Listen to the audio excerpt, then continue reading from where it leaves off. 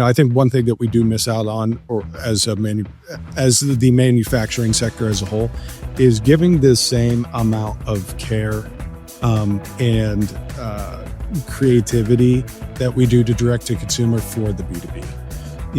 We spend a lot of time on visual appeal and all this sort of stuff and trends and direct to consumer, but do we do that in B2B as well? Like, are we giving our first and best marketing efforts to B2B as well? Do they feel good about, meeting up with us and seeing us at a show or dropping off catalogs? Are they, is it an enjoyable experience?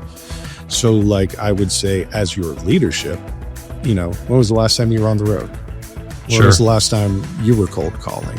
When was the last time you were actually kind of in the weeds, and doing the day-to-day?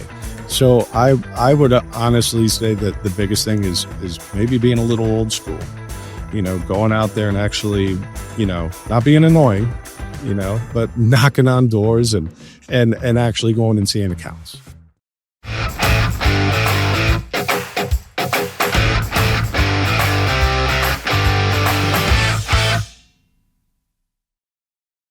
Thank you for joining the Missing Half podcast, where we're discovering what's missing in manufacturing and B2B marketing. Today, I have a very special guest with me, Dustin Wallace. Dustin Wallace is the Director of Sales and Marketing at Faxon Firearms, a family-owned firearms manufacturer based in Cincinnati, Ohio.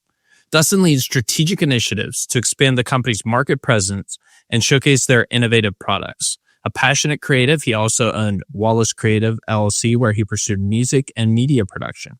With a knack for team building and innovative storytelling, Dustin continues to make waves in both firearms and creative art communities. Dustin, thank you for joining us today. Thank you so much for having me. So Dustin, why don't you tell us a little bit about your background and how have you brought media and firearms together in this space?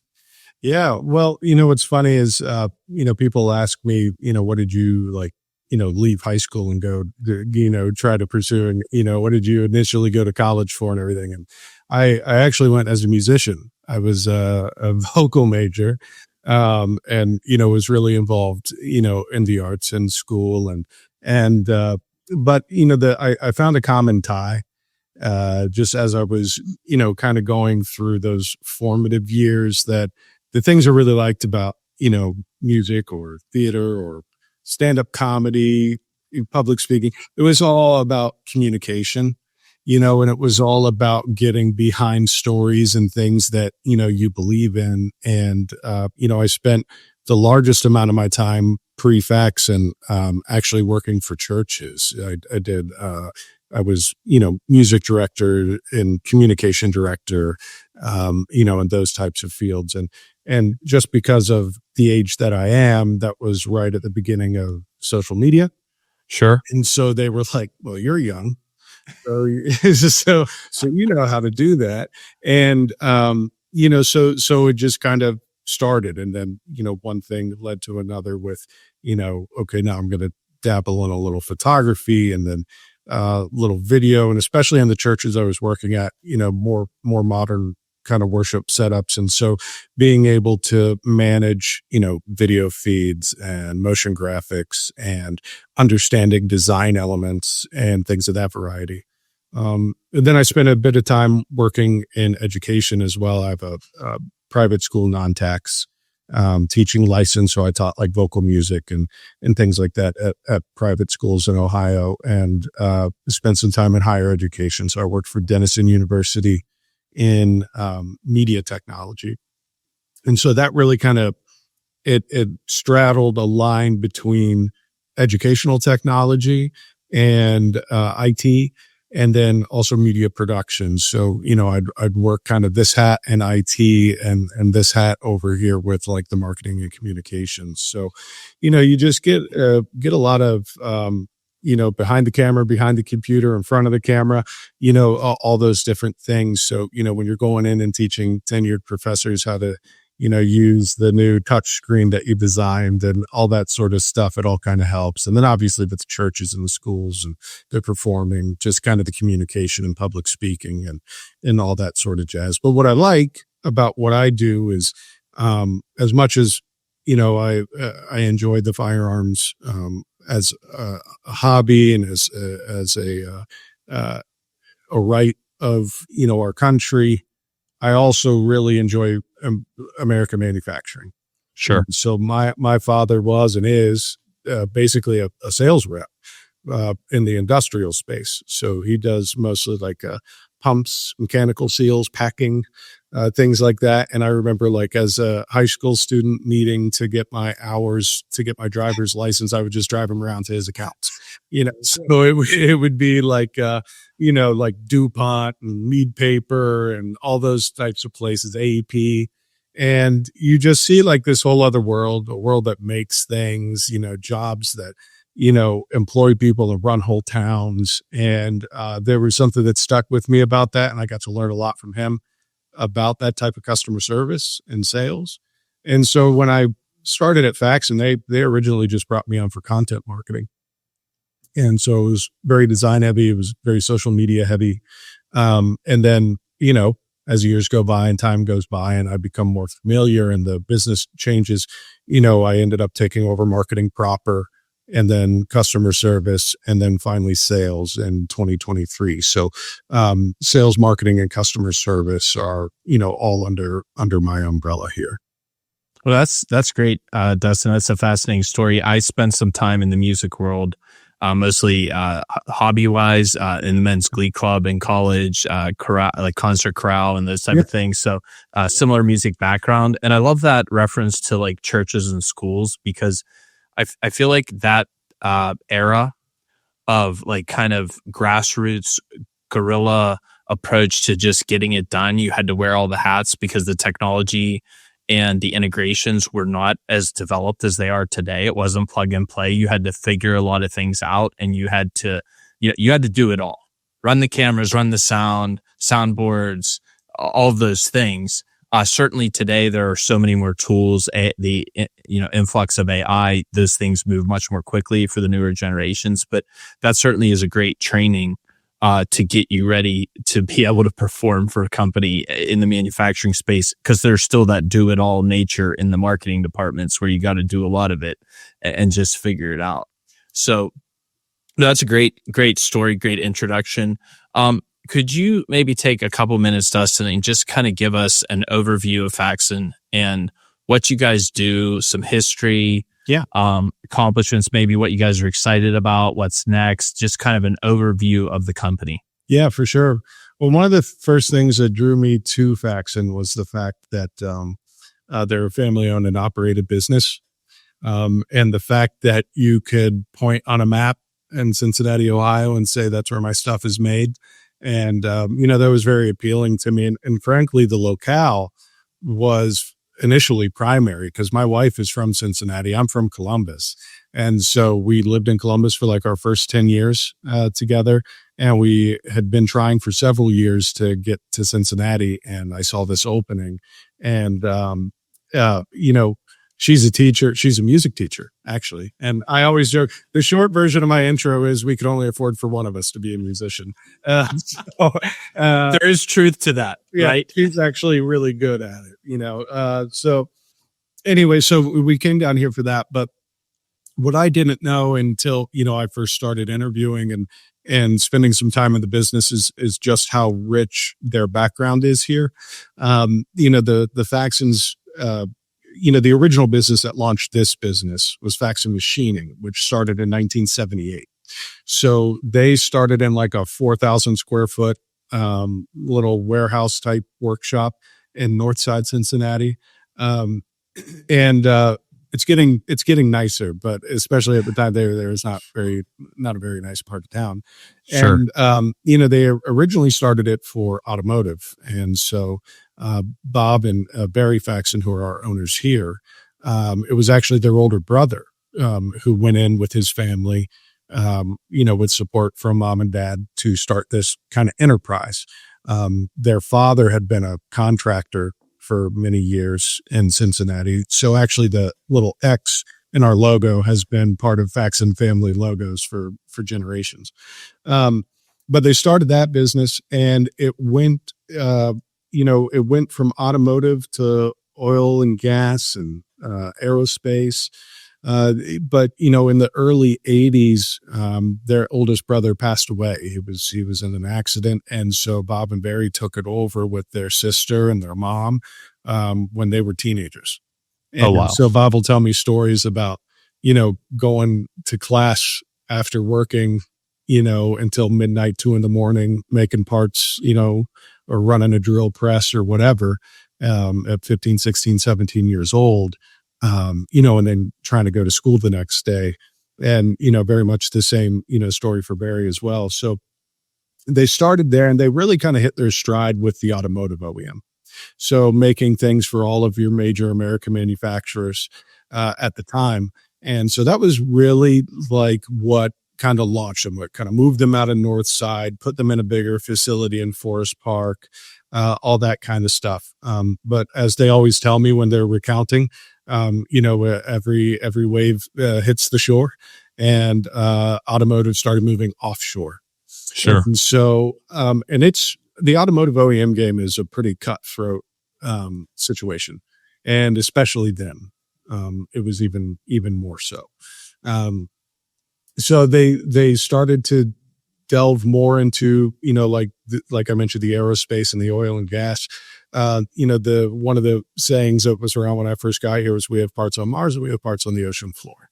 But they got where they are now mostly with defense work. So, but before they got really into the defense work, before that was a successful channel, they were worried about the business they were losing in automotive, and to keep the machines busy, really, they decided to launch their own brand in the firearms vein. And so that original shop they had bought in Northside, actually they bought it from a guy who had a business called Weichel Arms, and he used to make muzzle loader barrels. And so it took 20, 30 years, but they ended up kind of going back to that. And so they, at the same time, they're pursuing defense, they're launching Faxon Firearms kind of in parallel. And we started with the ARAC-21, which is our patented weapon system. It's ARAK hybrid, complete upper receiver. It drops on any mil-spec AR-15 lower, but it turns it into a long stroke gas piston system operation with quick caliber changes and a lot of ergonomics that are more friendly to the shooter. And it's a true blend of the AR and the AK, thus the name, the ARAC-21. And so I came in in 2019, and at that time, they were starting to do some changes at machining. We were all in the same buildings at the time. So it was like 200,000 square feet, and it was mostly bombs and stuff like that. And then like we're over here, sure, kind of in a corner making gun parts and all that sort of jazz. But during that year, so then, the pandemic hits, and sure, they start getting bigger contracts with the defense sector. They mostly make ordnance. So big, sure, they don't do the charging, but all the what you visually see when you think of a bomb, for the Air Force or something, that's what they make. So Bob actually was able to retire his brother and sister from the business. He took Faxon Machining private equity. So he's still serving there as chairman of the board. And then Barry kind of ran day to day here for the last few years, and then fully retired last summer as Bob moved from CEO to just chairman of the board so he could spend more time over here. So, we still have a great working relationship, with Faxon Machining. Obviously, there's some things that, we share resources on. For one, they don't have a traditional marketing team. So when they do need something, they'll call us, and or there'll be times where, they have work that they either can't take or aren't interested in or whatever. And we could sub on that as well. So it's still a really great relationship. But what comes with it is, over 40 years of manufacturing experience, and sure, and being, and what they found too, in this kind of rebirth and manufacturing, after getting out of automotive OEM all those years, was being a solutions company. So getting in early on development and really making those partnerships and those communication channels open with the people that they wanted to be involved with and with the business sectors that they wanted to be involved with. So that's, kind of how we came to be. Faxon Firearms, for, people listening who don't know, a lot of people know us for our barrel manufacturing.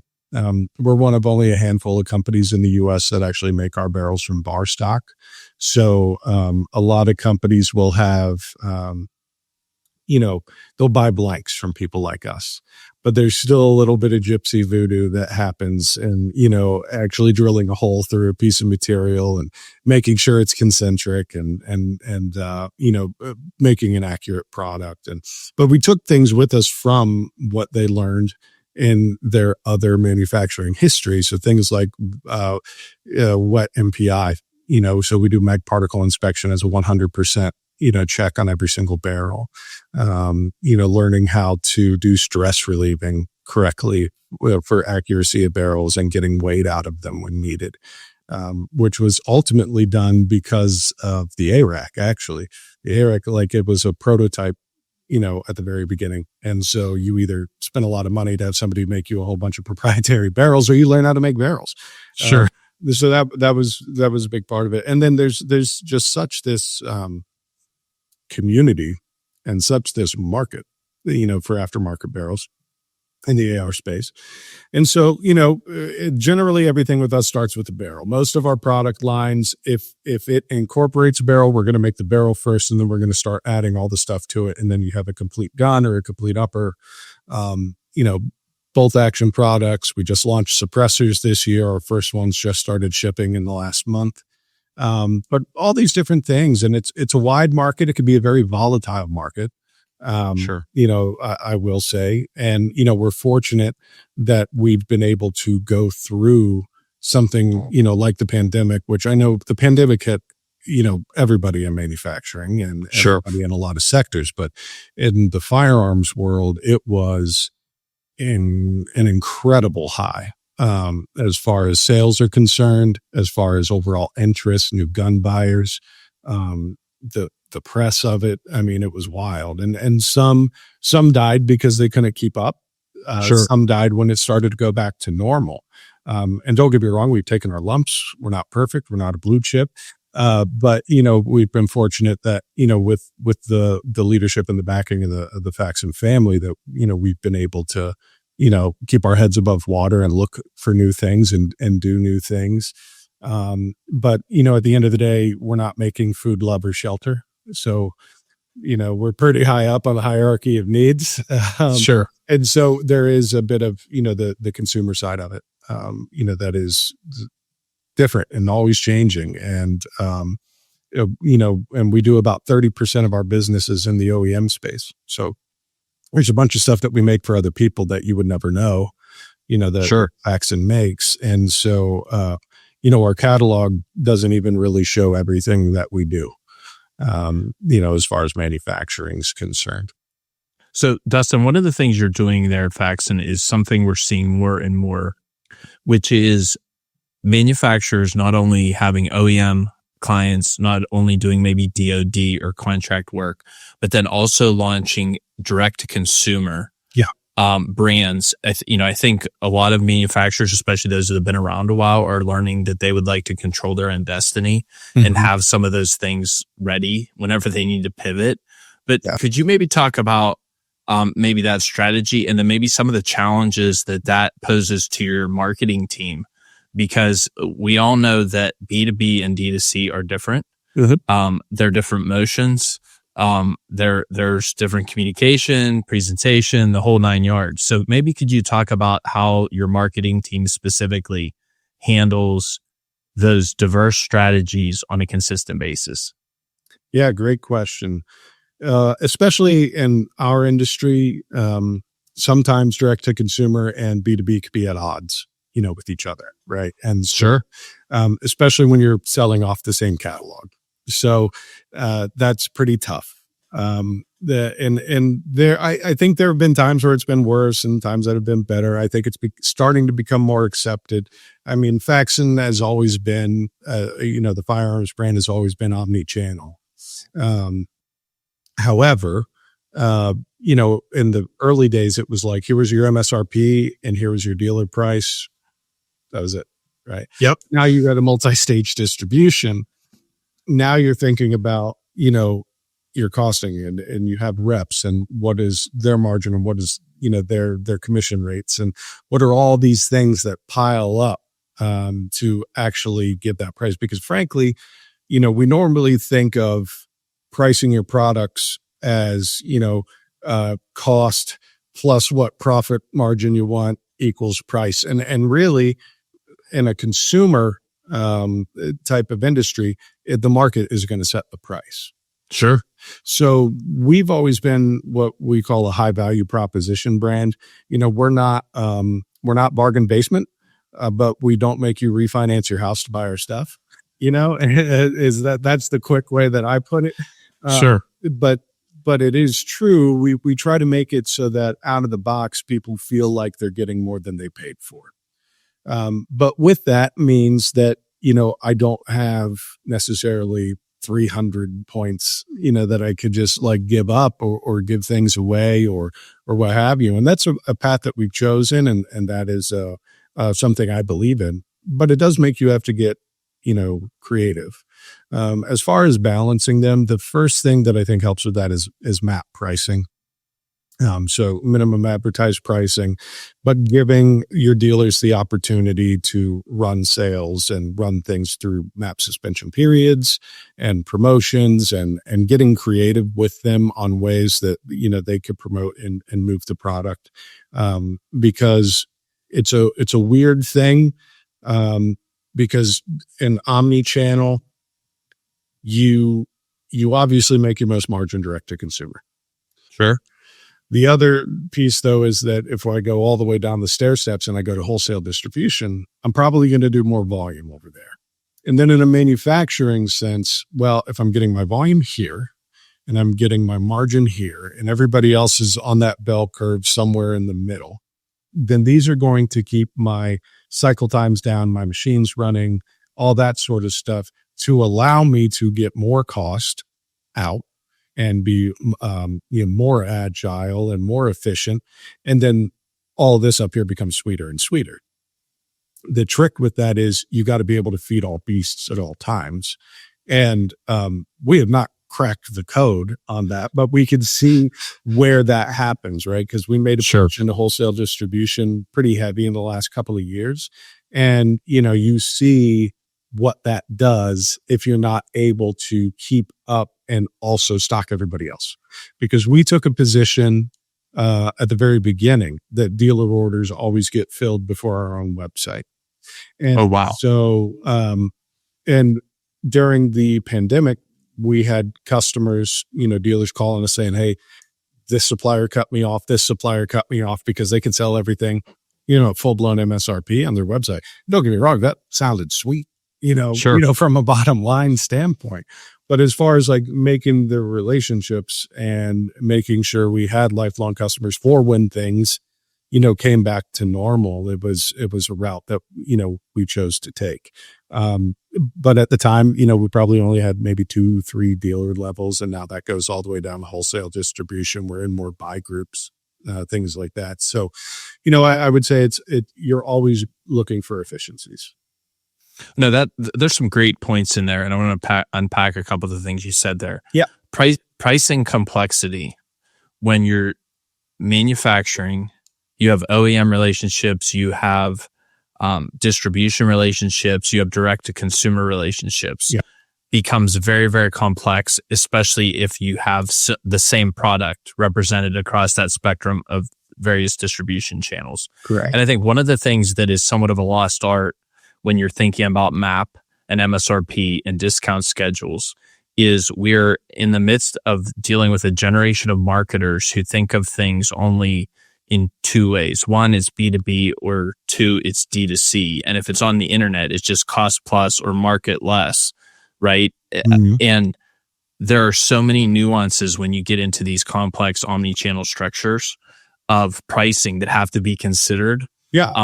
I'm sure you've become very good friends with whoever's doing your cost accounting over there and spent a lot of time with them because you are probably putting a lot of requests in for, hey, what if scenarios to get them to recalculate a lot of those numbers. But that's a great recognition. And I think it's something that a lot of folks aren't aware of unless they're directly involved in a business like your own.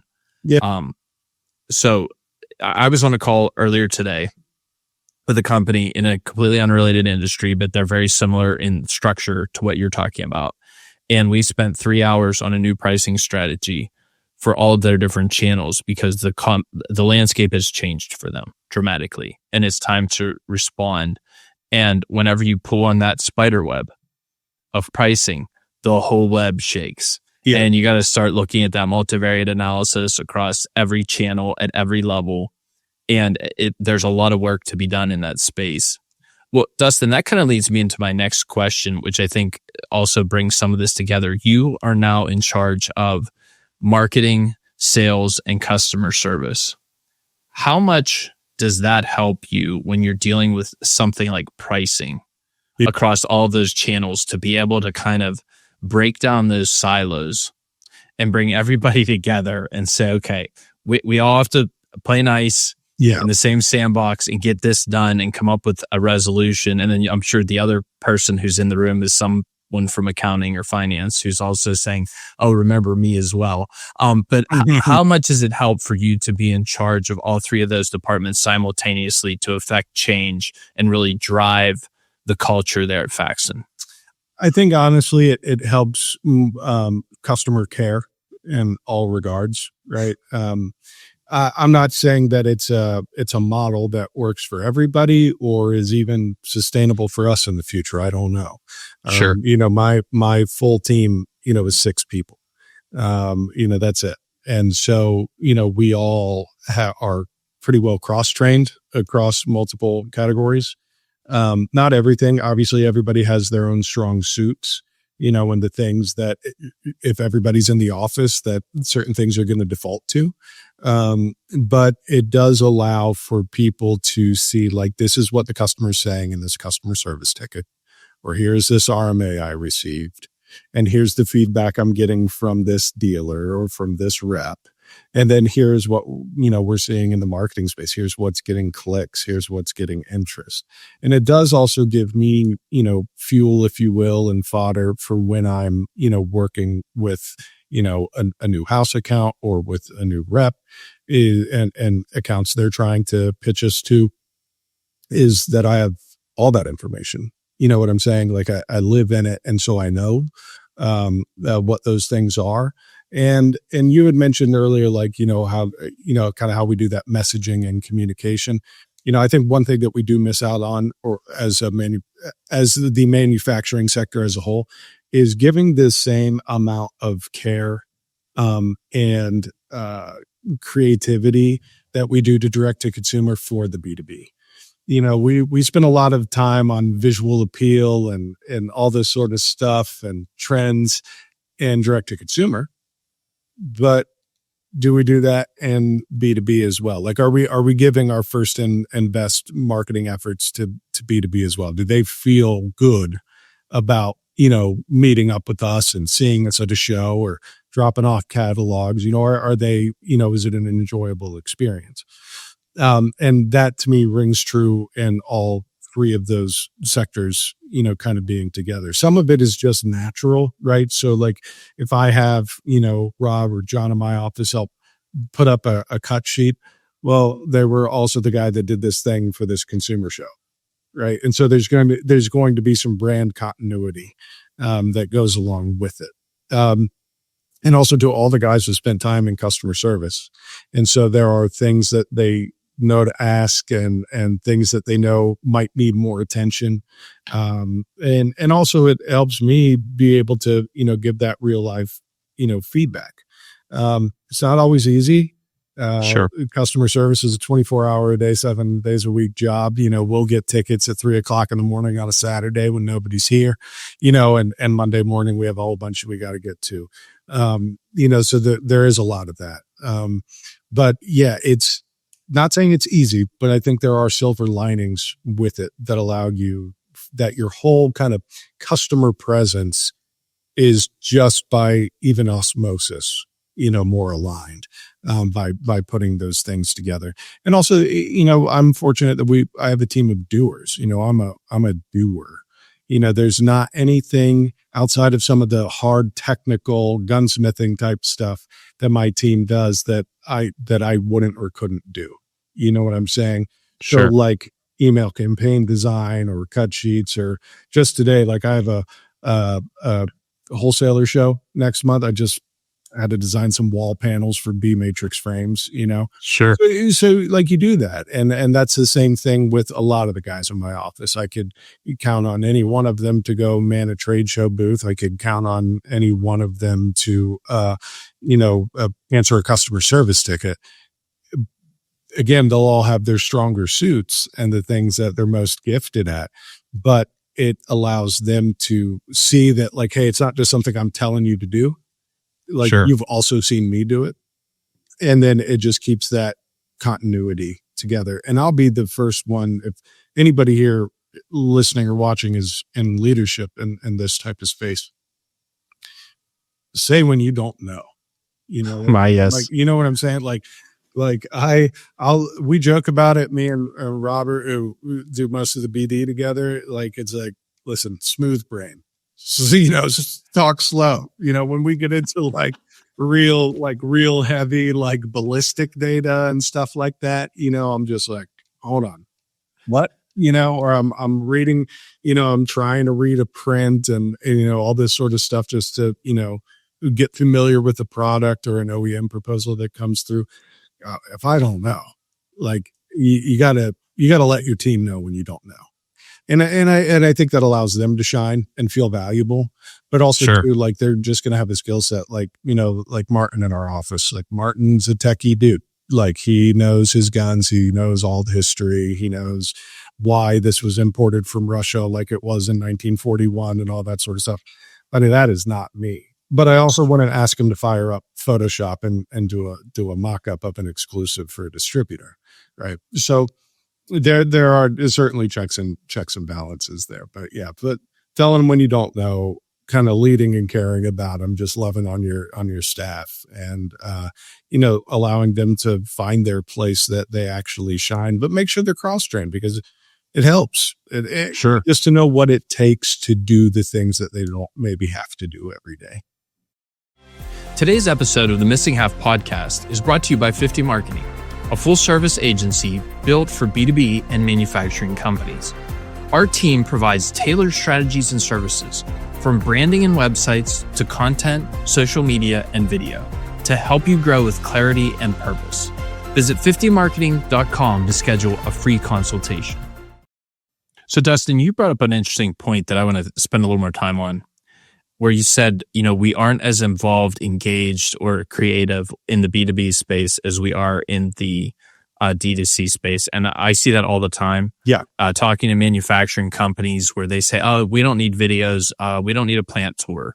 We don't need social media that's as interactive or as engaging as some of the stuff that's in the D2C channel. And on some of those things, I agree. Certainly. We don't need to be as salacious, or we don't need to be as I don't know, attention grabbing is maybe the most aggressive brands out there. Sure. But at the same time, it has never been easier to create really great, engaging content for a brand in the B2B space.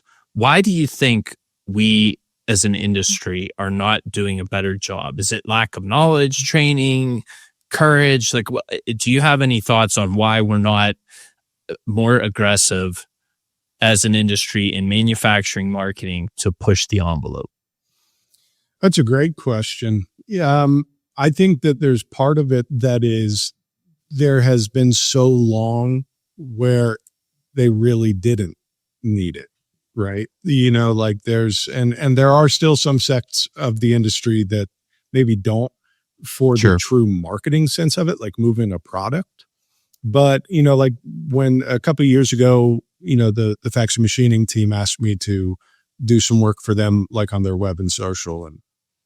And honestly, it was more for recruiting than anything, so because like there's not a strong chance that, some procurement officer from the Navy is going to click on your Facebook ad, and you're going to win a contract like that. Like, I get that.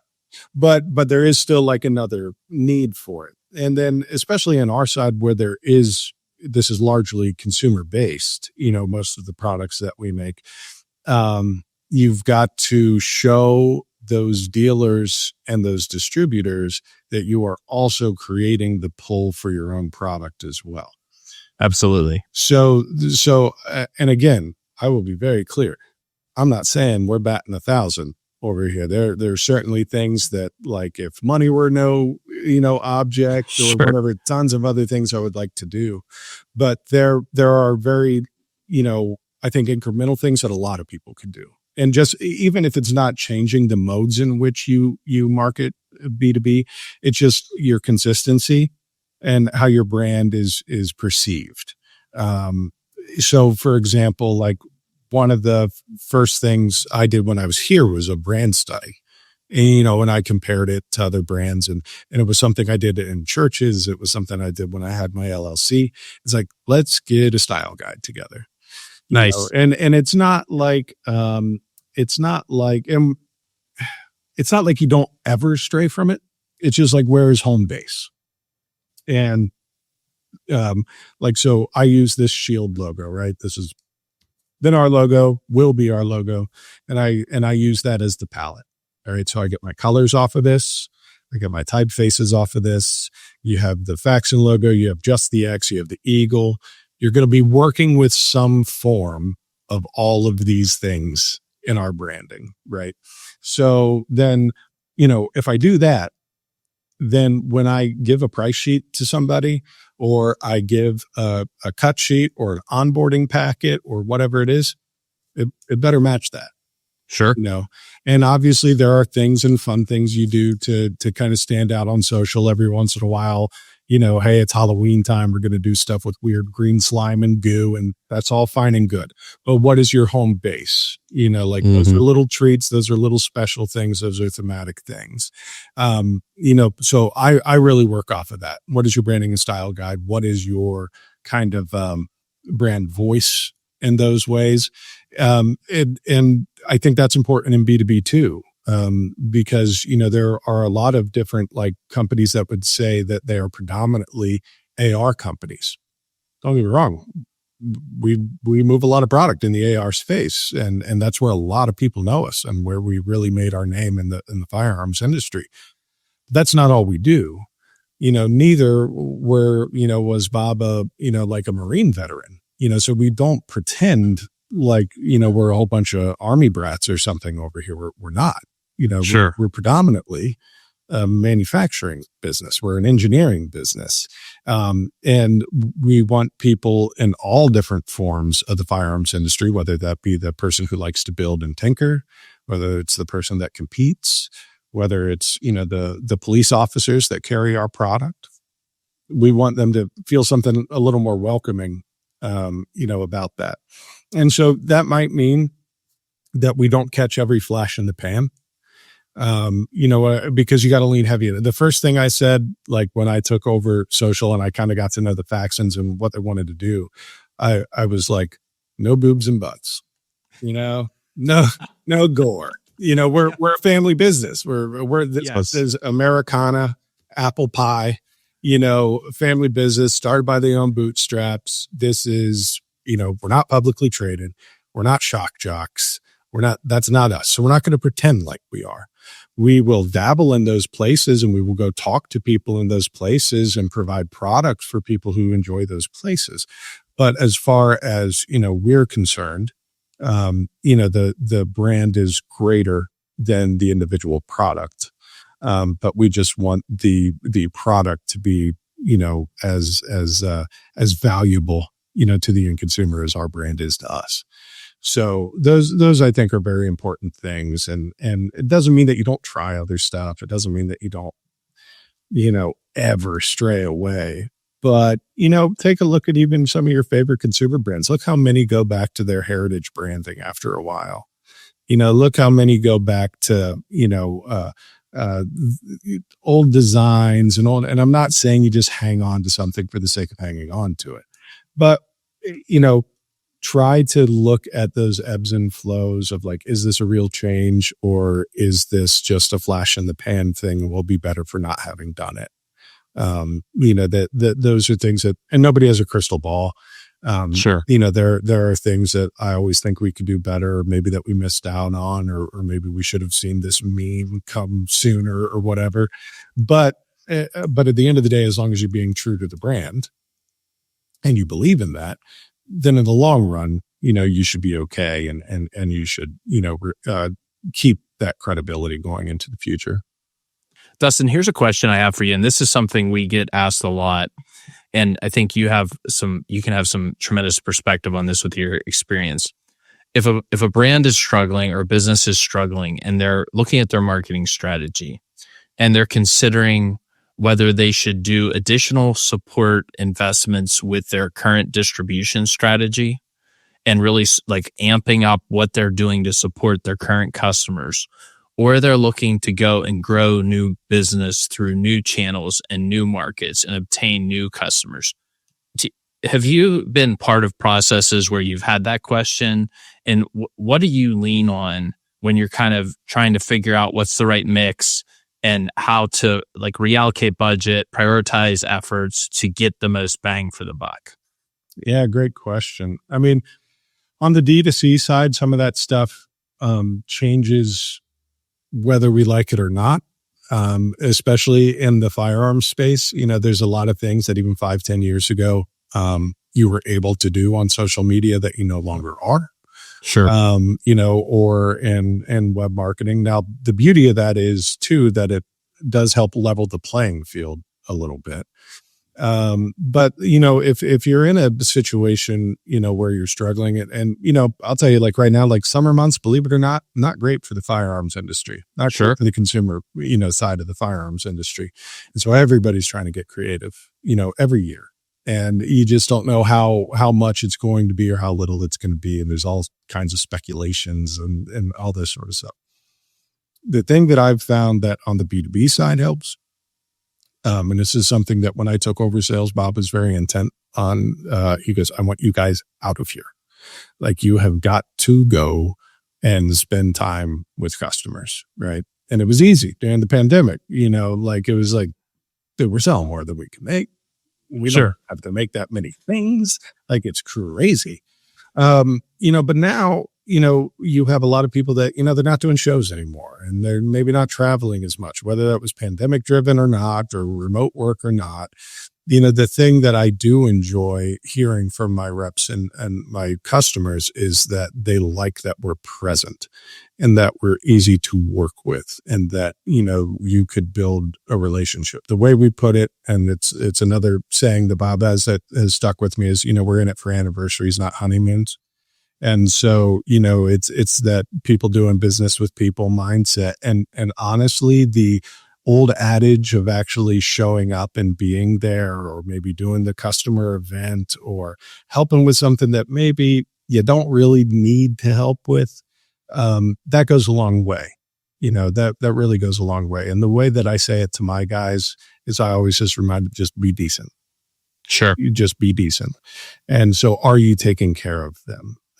So if I had my druthers and this were Dustin's Firearms, you know, and not Faxon Firearms, I would say that, yeah, if you're in a doldrum, of course, look at new opportunities. In the manufacturing space, what else can your machines do? Sure. You know what I mean? If you're in a volatile market like we are, you know, yeah, maybe cut your odds a little bit, keep the machine running, find some other work, you know, go to another show, call people that, you know, find somebody who has overflow work, keep your machines running, you know, keep revenue moving. And the other side is ask your sales team, are you taking care of the customer? You know, it isn't so much about what order did you get and how many new people did you sign up, all very important. But again, if it were Dusty's Firearms, I would also say like, hey, like, do you have a good relationship with that buyer? Did you go to that event? Did you call them recently? Did you whatever? Right. Because I think just taking care of them and helping them get creative, I go in and I'll have, when I was in Texas a few weeks ago, riding around with reps, first thing they told me is the reps go, how odd it is. Like, it's not normal anymore for the sales director to go on calls with the reps. Sure. And I'm like, well, great. I'm glad that it's beneficial, to you and that you enjoy it. So that's number one. And number two, showing up for them and being there. And then that way that question could be answered. It's no longer the rep, like, especially newer ones where they're not super familiar with the line yet and they haven't done a ton of business yet. Like, they could hear me or one of my guys answer the questions and deal with the roadblocks. So, like, I would say, as your leadership, when was the last time you were on the road? When was the last time you were cold calling? When was the last time you were actually kind of in the weeds, and doing the day to day?